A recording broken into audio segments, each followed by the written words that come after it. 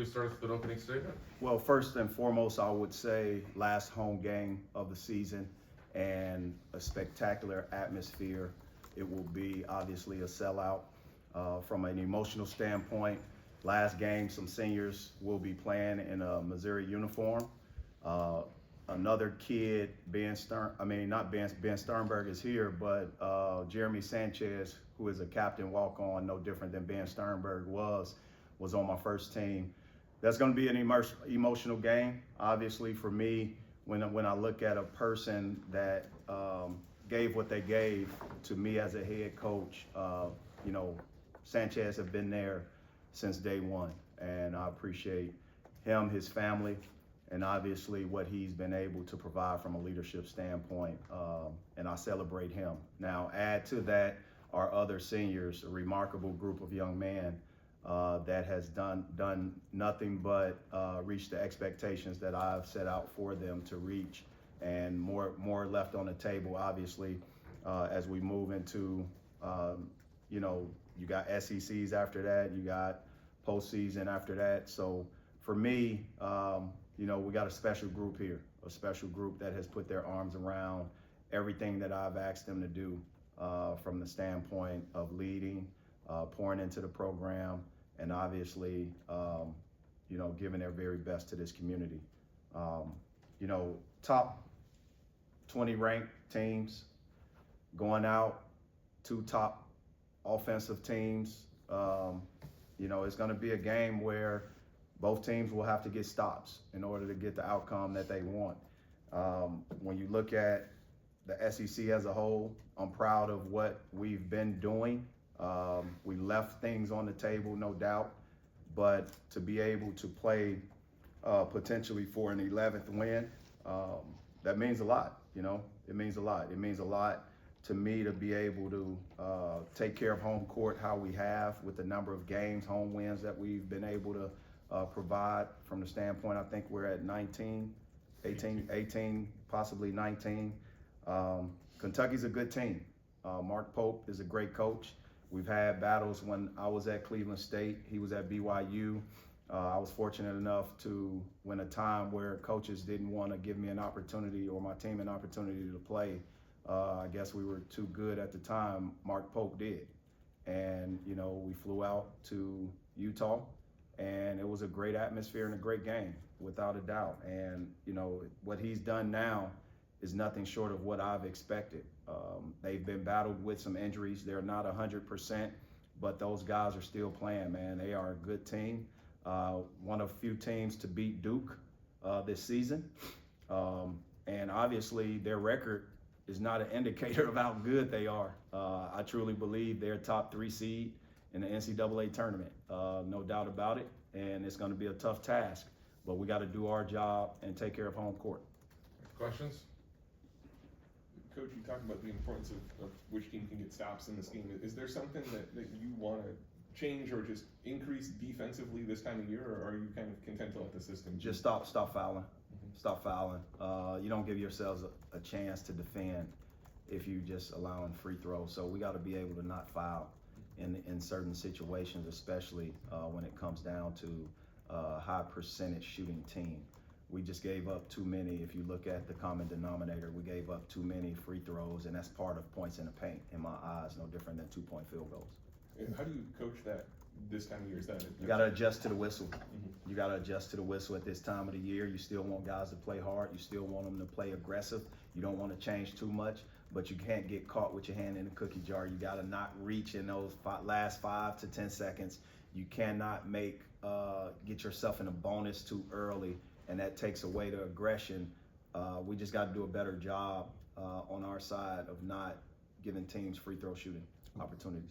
What do you think the root cause of some of those fouls has been? Just at an individual level, at a team level, what do you think has been the problem on that front recently? I think when you look at individuals, Ant Robinson is maturing in that area. You look at, Caleb Grill, some fouls that he may have gotten, or even Tamar Bates and Josh Gray picked up early foul trouble. We got to be able to rotate early and not reach. And sometimes the being out of position is the root cause fouling because you're trying to catch up, trying to hold, trying to do something else. And we got to be able to adjust. In-game adjustments is very, very important. And I'll do my job in making sure I adjust in game to make sure we're protecting the paint a certain way and also being able to not foul as much. Dennis, when you look at, obviously in the last 4-game stretch here, how important is it to end this regular season on a win and, go in with some momentum into, we can look at postseason in March here? We always want to end a season, regular season or conference season with wins. There's no doubt about it. It helps us in our seeding. Both teams is playing for a matter of, I think, that 6 to 8 range of seeding in conference because of the simple fact that that's what the tiebreakers will conclude and everything else. So when you look at what the importance is, it does have implications in Selection Sunday. No matter how you look at it, it still has some implications. Both teams will have work to do to increase that, but it's a tournament game in our eyes, and every game has been that way in the SEC. That's what makes it unique. It gives us in-game experience for what an NCAA looks like. And that's where I think our players, specifically and coaches, are able to have an upper hand. But we still have to go out, give our very best, and we know that, what's on the line when it comes down to it.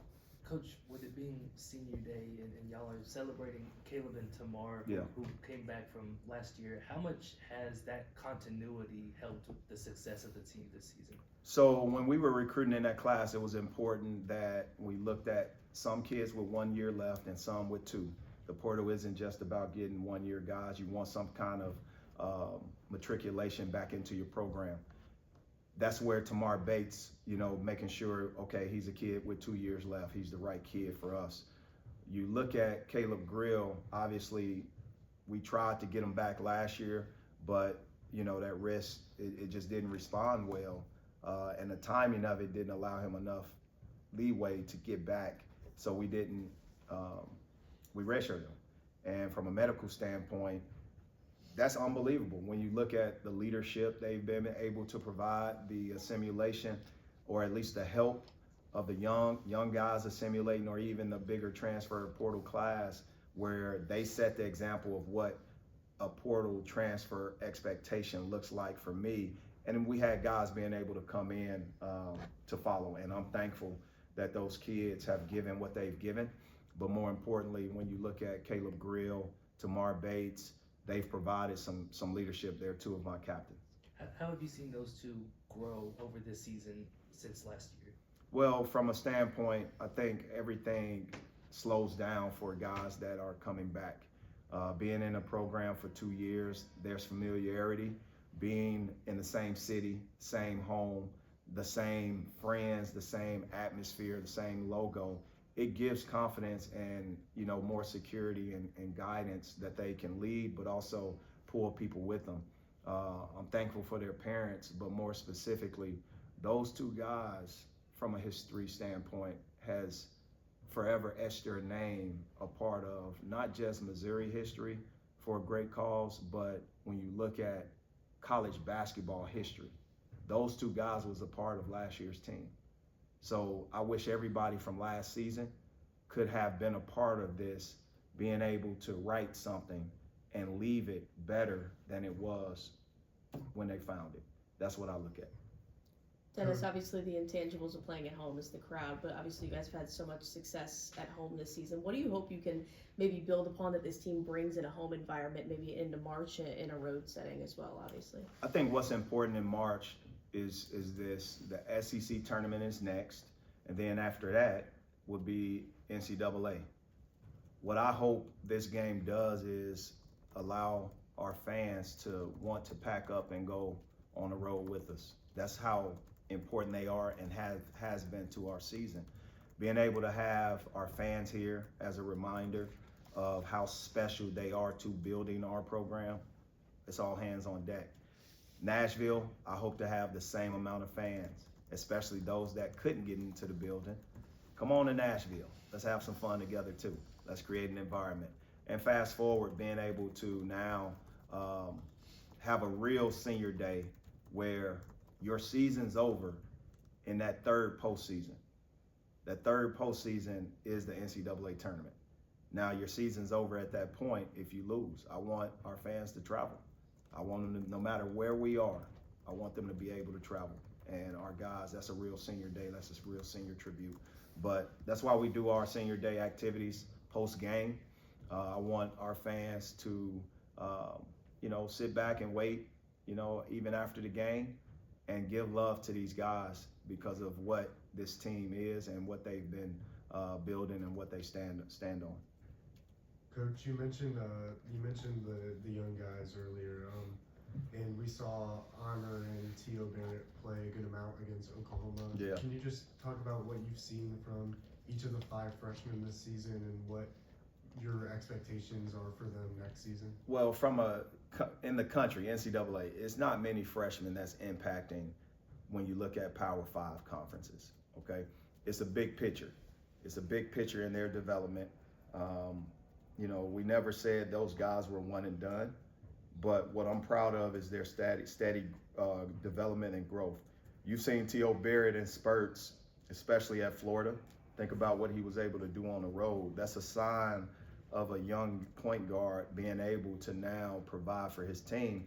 But leave no doubt about it, these opportunities, every opportunity adds up to what his sophomore year would look like. No different than every opportunity Ant Robinson and Trent Pierce was in. It built upon what they were able to do, and obviously what you see now. Honor Boateng is a good player, prized to recruit. Now, at the end of the day, when you look at growth and development, it's not going to show up in stats first. It's going to show up in invisible ways, and what I'm proud of is both those guys were ready to play. They will have big roles for this institution, right? That's very important in the development. Marcus Allen has been probably the most consistent of all the freshmen, but you look at Peyton Marshall, you saw spurts, and then everyone's waiting to see Trent Burns. And ultimately, I'm thankful of the development and the growth of those young guys. But I want their sophomore years to look like first the summers that Ant Robinson and Trent Pierce had. Remain healthy, stay healthy, and build upon it, and have that moment where you can provide, a glimpse of experience. Okay, this is what it looks like. Okay, this is how I have to train now. And they're the right guys that we recruited. I'm proud of the staff. One last question. All right, thanks, Coach. Thanks, MIZ. Thank you.